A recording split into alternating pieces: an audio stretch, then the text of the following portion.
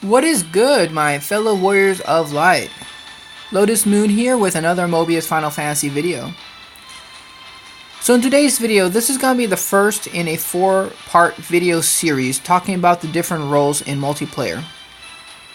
So these videos are going to serve as a basic guideline for each multiplayer role, and we're going to talk about what is expected from each role, what are the cards you should consider bringing when you're building your deck for that role, and what is the party expecting from you in that role. So I'm going to start with the attacker role because I feel like it's a very important role and that has a huge responsibility on its shoulders. And I feel like a lot of, especially new players, want to play the attacker role maybe for the wrong reasons, and they are not fully prepared for that responsibility. So when I say that, what I mean is, like let's say you're a new player or you just want to be an attacker and you're like, oh, I want to be an attacker, I want to show off how much damage I can do. But it's not about showing off how much damage you're capable of, but more importantly to come fully prepared to do your role correctly. So with that said, I want to talk about the first things you should consider when you're choosing a job to bring into multiplayer. And we're going to talk about the elements first. So go here, talk to Mia. And I'm just going to first talk about the 3-star version, Sicarius, and then we'll get to the 4-star. So if you go to Form Party here and click on 3-star, as you can see here, these are the different Sicarius battles we can play in. And if you notice here, each Sicarius has a main element, but they also have 2 guards. And each of those guards are going to have one element of the same of the boss, and one off element. So when choosing your job and ultimately which cards you're going to bring, you want to think about, of course, what is the main element of the boss itself, but also consider bringing something to take care of the off element guard, because I've seen people struggle with the off element guardian and then it just ends up taking longer to kill the boss because they can't do enough damage to the guardian, to the off element guardian. So don't just bring one card to deal with just the one element, but try to bring a second card too. So in this example, we're going to talk about the 4-star Sicarius battles because they're the very newest one and they're the hardest ones. And really, the reason I'm making these videos is because I've had questions from my subscribers asking me, Lotus, how, make a guide on how to do multiplayer battles. And now that we have 4-star Sicarius battles, things are getting a lot harder, so you need to bring your A game. So looking at the 4-star Sicarius battle here, we know we're going to deal with Shiva and Odin, which are both, it's going to be water and wind. So we're going to definitely want to bring the opposite elements in our job. So preferably if you have an attacker role job that has access to both fire and earth, you're going to be able to do the most damage to these bosses and guardians. So to start off with, I'm gonna be using the Mythic Sage because it has access to both fire and earth, like I was talking about. So like I said, these are the elements you're gonna bring. Now, of course, you're gonna want to bring first off the main element of opposite element of the boss itself. So like, say for Shiva, you're going to want to bring a very strong fire card. So that's the first thing you should consider when making your deck. And maybe making the 4-star Sicarius deck is a little bit more difficult, so let's just start off with making a 3-star Sicarius deck and talk from there. So like I said, if you're looking at 3 stars, let's say for example, like I said, Shiva. Let's just say Shiva for the example, okay? We know that she has a wind guardian. So same thing, Shiva is ice or water element, so you want to bring a strong fire attack card. That's the very first card you want to look at. And you want to think to yourself, do I have, as an attacker, a strong fire elemental card? If the answer is no, then you should probably not be the attacker for that particular Sicarius. So in this case, I do have a strong fire attack card. I'm going to be using Ignis. Now, it doesn't matter how good or bad your main damage card is, as long as you have this. This is the very most important thing you need to look at for your damage card. You need to have a card that has damage limit break and have it unlocked, okay? Don't even bother being an attacker if you don't have this extra skill on your card and unlocked, because otherwise your damage is going to be capped at 9,999, and that damage is complete shit for the harder bosses. So you're just going to be weighing down the party and most likely fail. So for your main attack element card, be sure to have that. Now, of course, Ignis is a very good card. It has very high attack, but I know a lot of people don't have that. So for most players, what you're going to want to bring, if you don't have anything special, and when I say special, I mean anything that is like high attack that's damage focused. Any attack card that has the damage focus in the description is gonna be a better card for dealing damage to that boss. Okay. Now, when I'm talking about damage focused cards, there's very few. We have the Final Fantasy record keepered ones, such as this one here, Titus and Jet. We have also the Dissidia Cloud, which is damage focus and multi-strike, which is even better. And of course, Final Fantasy 15 gave us Ignis. But there really is not that many damage focused cards. And as far as the damage focused, this one, don't get it confused with the main target focused. Main target focus just means it's going to deal the most damage to one single target and then less to the other ones. But the damage focus cards are the ones you're going to want to bring, if you have them. If you want to be an attacker and you don't have any of those cards, then the Sicarius cards are going to be just fine for you. But be sure to try and get it all the way to 4-star and max ability level to get the best results. Like for example here, like say I wanted to be an attacker for Shiva. Ifrit Sicarius at 4-star has an attack of 766.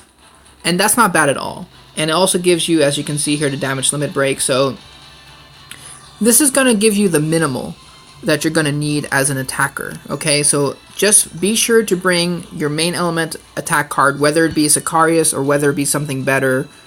At least have it high attack, okay? The break power doesn't matter as much for the damage dealing part. And I'll talk about the break power in a minute. So let's go back to my first example here of my deck here. So I have Ignis here. And as you can see here, the attack has 1380 attack and is damage focused. So this is going to be ideal to deal the most damage to Shiva.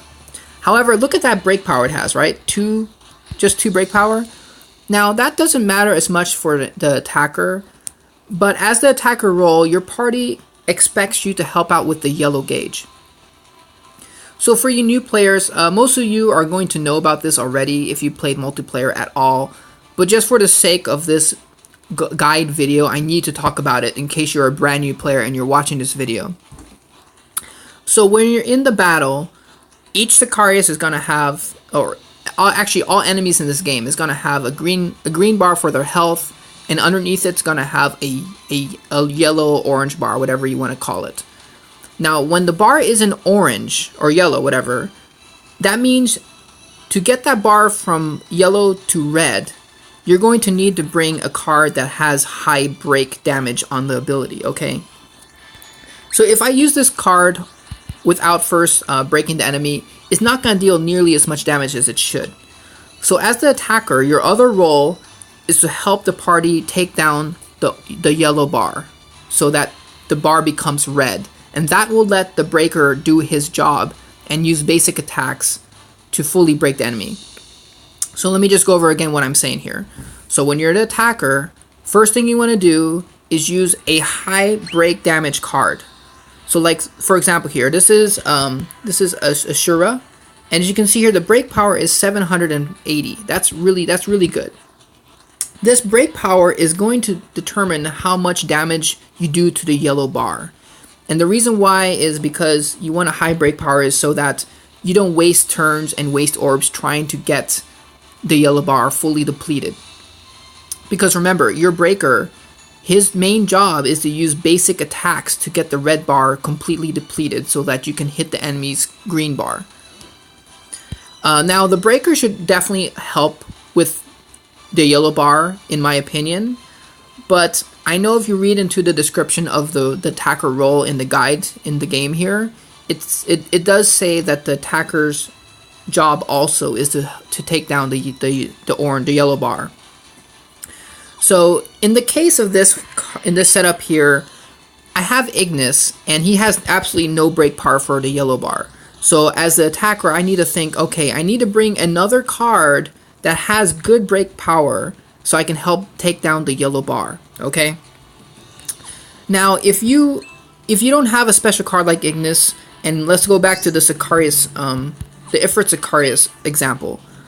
So this card actually has not only good attack, but decent break power also. So if you have a card that can do double duty, that's great. You know, you don't need to bring a second card to help you with the yellow bar. In this case, Ifrit can take care of both the yellow bar and deal high damage, so that's fine. Especially cards that are really even, such as Noctis here. Look at the attack and break. 805 attack and break. So this card will be really good, not only to do high damage to the boss, but also to help take down the yellow bar with the break power.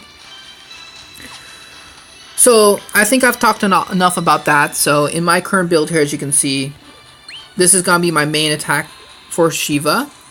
And then this card here is going to be my main attack to help take down Shiva's yellow bar with the break power of 780. Now this card is not fully maxed, but say for example, let's see, which one do I have maxed? Like this one, Death Gaze. You see, at level 10 ability, we're gonna have 900 break power, so that's gonna be a huge help to take down the yellow bar in the multiplayer battle. So I covered the first two cards in my setup here. Why do I have them? Now this third card here, this is gonna be for the off element I was talking about. So I know in Shiva, she has a Wind Guardian. So in this case, this has a pretty good attack for Earth. So I'm going to bring this card, and it does have some really good extra abilities, as you can see here. Critical Weakness, Elemental Tap. Now, there are better cards than this for your mage that could do damage. Like I could probably bring my Hashmal, but I don't have it fully unlocked. That's why I'm using this card here. But this is also an AoE card, which is kind of good because I can also deal damage to both Guardians at the same time if they're both broken. And I'll talk more about the turn of, you know, what to expect in the battle itself, and why AoE cards are also a little bit better in some cases. So so that's why I have this Earth element here. And for the 4-star Sicarius also, I know I have to deal with not only Shiva, but I also need to deal with Odin. So that's why I have the Earth card. Now for the last slot, you can use a few different things, really. In this build, I'm using Berserk Susanoo because, okay, so most of the time I kind of expect the support role to bring a card that will raise up my magic damage. So if that is the case, and my support class is already going to be buffing me with magic up, then I want to bring Berserk to deal even more damage. Now, you don't have to bring Berserk. I mean, in fact, I kind of feel 50-50 about this card. If you're using a squishy job, then this might not be the best card to bring, simply because this is going to lower your defense at the cost of raising your attack. So sometimes I don't like to bring this card on my Mythic Sage, because Mythic Sage is already kind of squishy. It has low, I mean, the HP is not the worst, but it has pretty low HP, and it can die very easily. So if you're going to be using Susanoo, be sure you have a really good party, because you need them to be able to keep you alive. So if you don't use Susanoo, you can always bring something else like, well, you could bring a Poo-Poo at the worst. The Poo-Poos are going to give you extra damage to that element that you choose. So like, say I want to do some extra earth damage, I can cast Earth Poo-Poo and get some more enhanced earth damage. Or I can bring like something that gives me boosting my magic, just in case my support my support role doesn't have magic up. Then I can bring something like Moogle or Knights of the Round.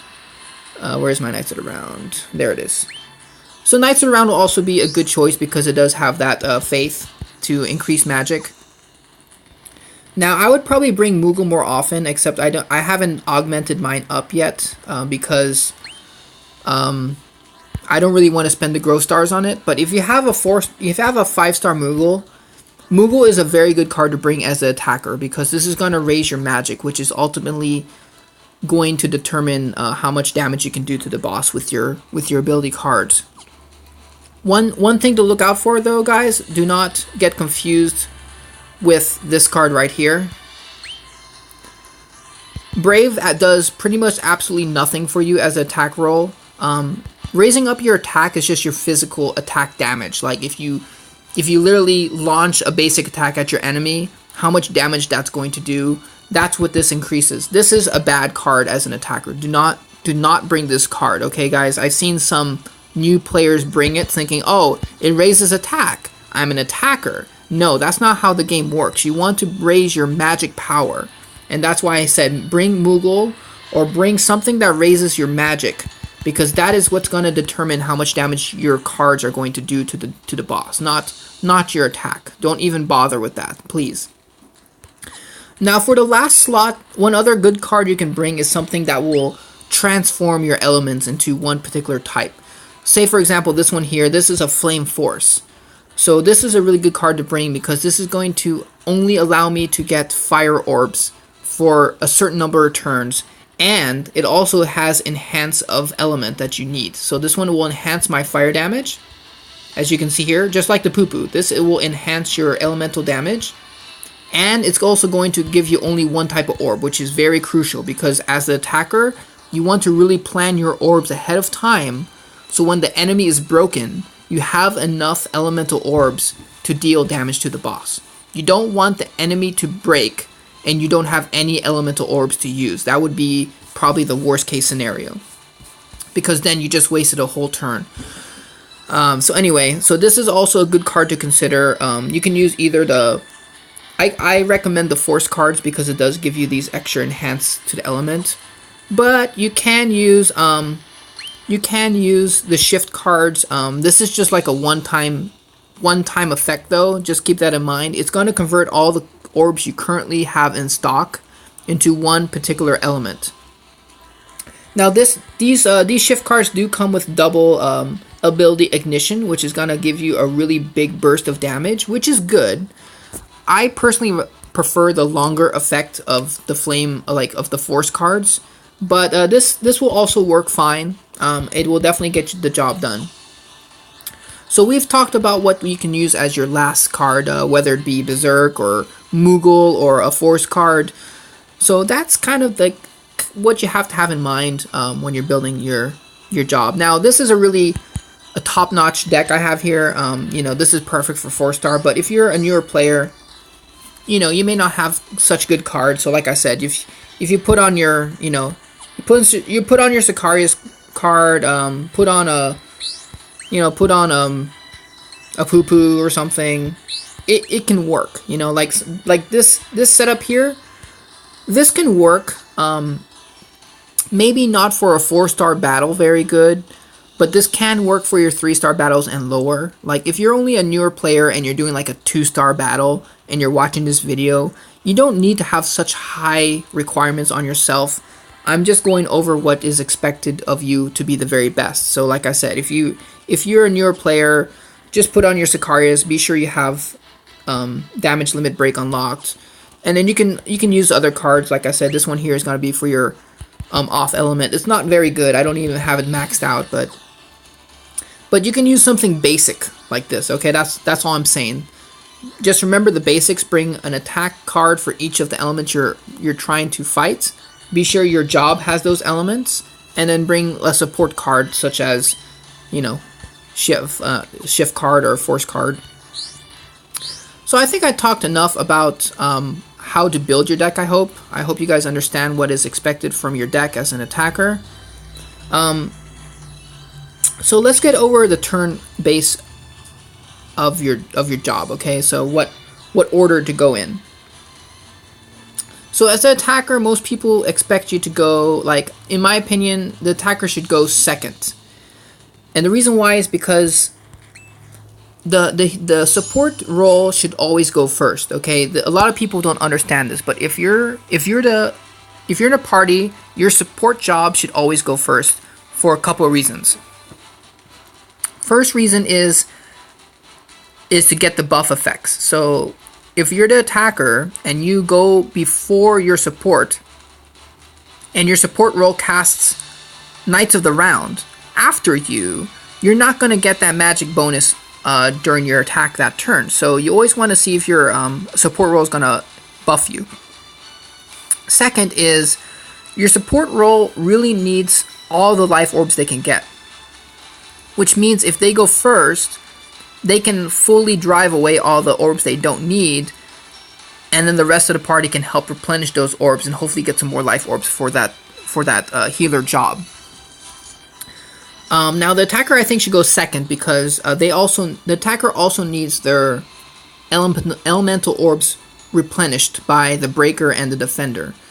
So now this can vary. Now I'm gonna talk about more in-depth situations, such as like if the boss is about to break, then probably the breaker should go first. That way you can have 2 turns at a broken Sicarius to deal the most damage. Okay, so I'm gonna show you guys a video I recorded.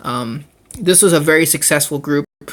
Now for the 4-star battles, the best time I've had is a 5-minute run, which is incredible.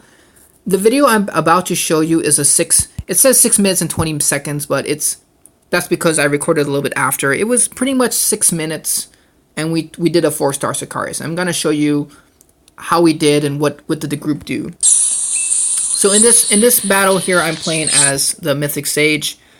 As you can see here, I'm driving away orbs I don't need because I know I'm fighting against, first off, Shiva here that is, water element.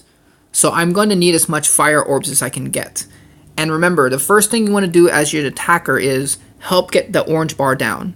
So in this case here, as you can see here, these are the starting orbs I had. I'm already driving away my wind orbs, but I had 4 fire orbs, so I'm going to cast Fire Impulse. That's going to help lower Shiva's orange bar down. So that's what I'm doing. I'm driving away the orbs I don't need, and I'm casting my spell card that can deal orange bar damage. Now, as you can see here, I'm going second. Okay, I allowed my support class to go first because I know, hey, I see that they're using some card with life elemental orbs. Maybe they're going to give me a buff. I don't know. Maybe it's going to be haste. Maybe it's going to be Knights of the Round. Maybe it's going to be something good. So allow yourself to get those buffs before your turn. And also, like I said, I'm allowing my support class to get driving away their unusable orbs. Okay. So as far as the defender and the breaker, I think common consensus is that the breaker should go last in most cases, because the breaker, their job is basically to use basic attacks to break the enemy. And I'm going to talk more in depth about each of these other roles in my future videos, but I'm just kind of going over the turn, how does the turns go, okay? So let's see what the party does here. In this case, the breaker went third. Maybe the defender wanted to go last for some reason, who knows.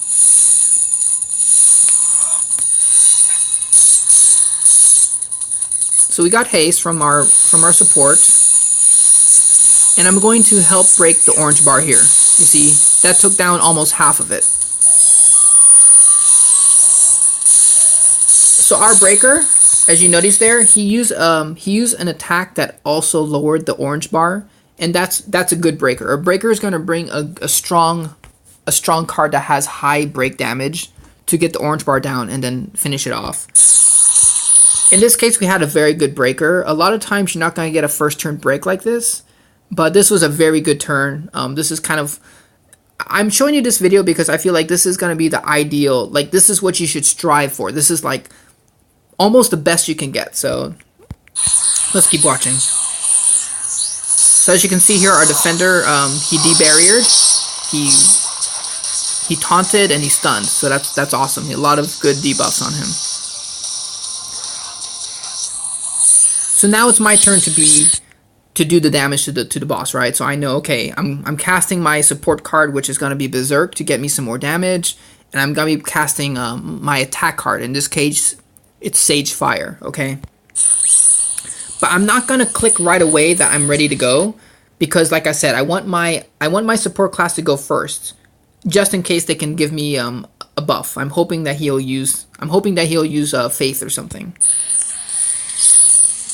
So again, I'm going second also because I want to replenish my orbs from my breaker and my defender. They're gonna be using probably basic attacks because remember, as an attacker, I need orbs. I need elemental orbs. So you don't want to be going last because then you're not gonna have anyone to help replenish your orbs.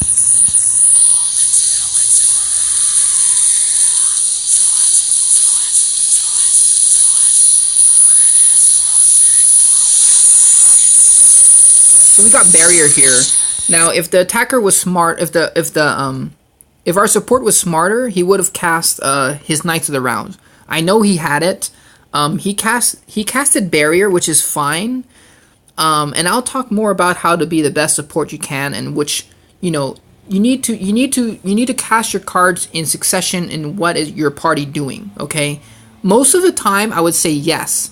You should cast barrier as soon as you can to help your party survive.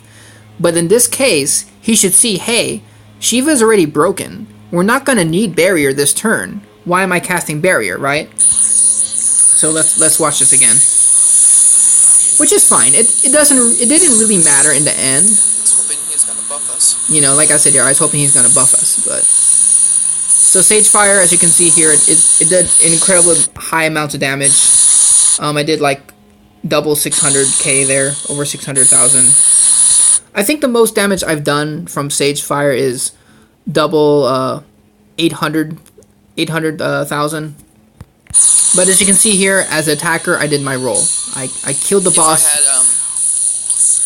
If I had magic up buff, it would have done even more damage. Yeah, I was just saying here, if I had magic up, I would have done even higher damage, but it doesn't matter. We killed it. So that only took, not even 2 minutes.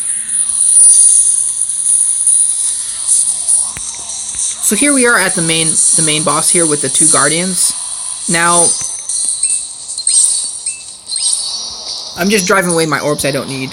But, okay, so, just so you know, most people want you to do Guardian B first, okay? So if the party doesn't tell you which Guardian to attack, assume it's going to be Guardian B. Most people want you to go for Guardian B because the Guardian B is just a pain in the ass with the buffing and the healing and crap. So most people want you to do Guardian B first. So that's what we're doing here. So again, I'm just driving my orbs. I went second, and I'm using my card to deal damage to that orange bar.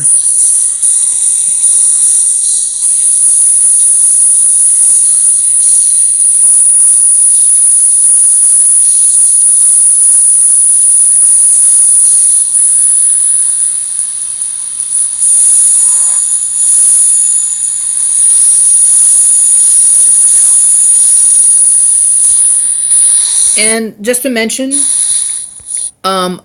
when I was talking about a card to bring to lower the orange bar as a high break damage card, an AoE card is probably going to be better because as you can see here, it's doing multiple work. I not only broke the orange bar from Guardian B, but also Guardian A, and even the main boss took some damage on the orange bar. So an AoE card is the way to go. Now, well, I'll talk about Breaker later, but he's doing an excellent job here dividing up his damage.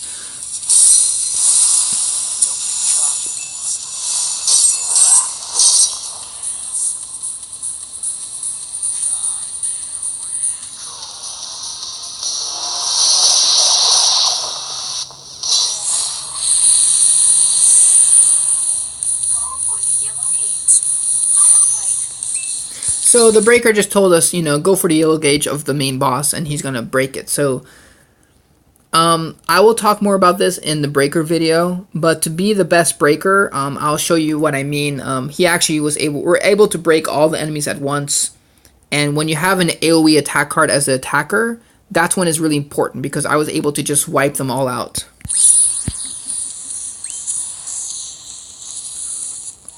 A lot of cards good for the attackers, not AoE though, like, you know, Vanilla and Fang, or, you know, Jet Shot, or the City of Cloud. Those are all single targets, but if you do have a very strong AoE card, it's going to be helpful for you too.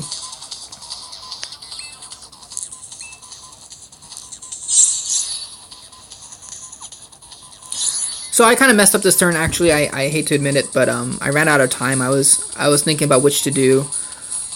It didn't really matter in the end because I was able to take advantage of the breaks, but I'll show you what I mean here in the next turn.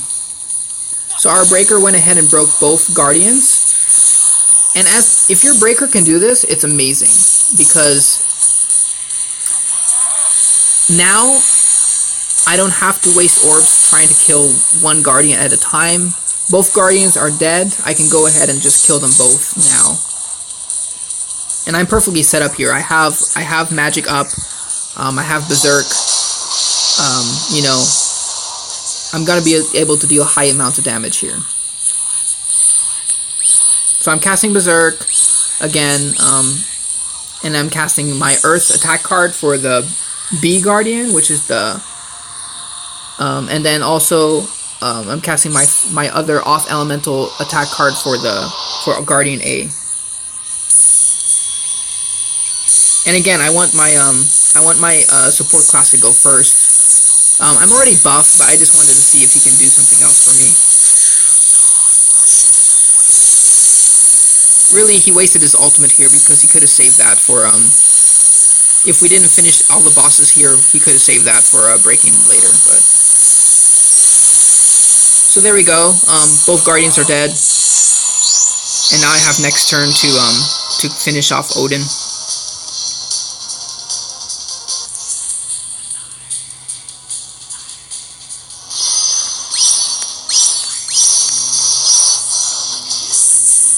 So now it's just clean up. I'm just using my my attacks to finish him off, and then it's game over.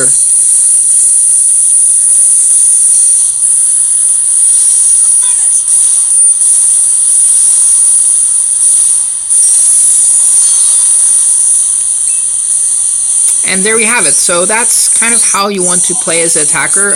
Remember, help your team get down to yellow gate, orange bar, and then also bring your strong attack card. So that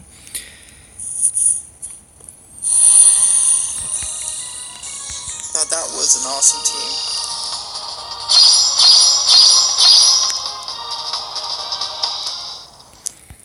team. Okay, so I think that pretty much covers that video there. Now I wanted to show you guys a live video, but this video is becoming fairly long already. I'm pretty sure I covered everything I wanted to talk about attacker role in this video. Oh, and I almost forgot, how stupid of me. So bring a good weapon, okay? So when you're choosing your weapon, choose something that has very good auto abilities, okay? So obviously this weapon here is gonna allow me to do even higher damage. Now I want to talk about something that I see a lot of people complaining about, and that is the Masamune Sword, okay? So a lot of people in multiplayer do not like you to bring this sword. Why?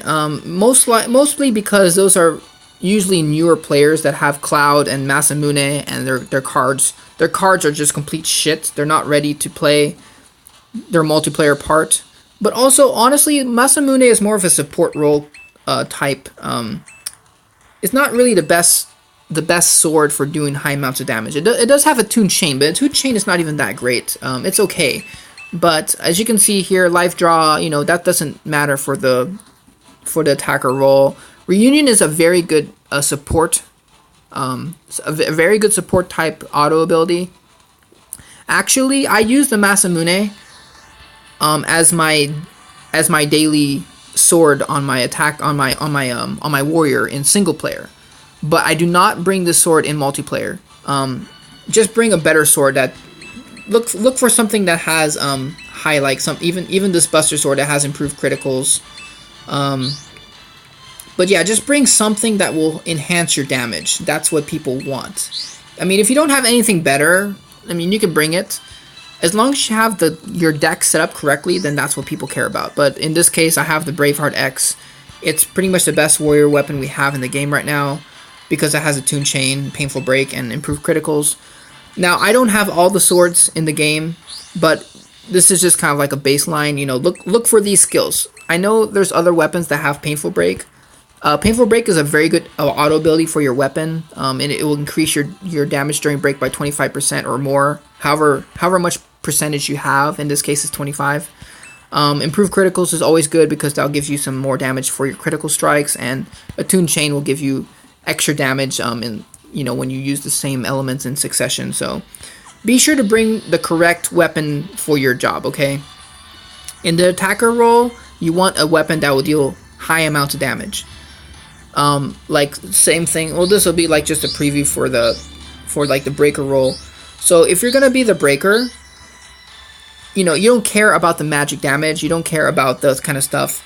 You want to bring something that's gonna deal high amounts of break damage. So the best weapon we have currently in the game will be the Butterfly Edge X. Now I haven't fully unlocked it yet. Unfortunately, it's been a pain in the ass, but this does have Piercing Break, which, as you can see here, increases damage to raid gauge by 51%. That is amazing for a breaker. But if I was a rogue class as an attacker, I would not want this. I would want something like this that has some good damage. So be sure to choose the right weapon for your role when you're making your job. So also, don't forget your custom skill panel. If you're gonna be an attacker, you would definitely want like magic percent up or elemental damage up, stuff like that. Check your auto abilities. Make sure if you have extra enhancement to a particular element, that's gonna give you even more damage. So I think that pretty much covers it in this video for the attacker role. Like I said, I wanted to do a live one for you guys, but this video will be just way too long, and I just wanted to cover kind of the basics.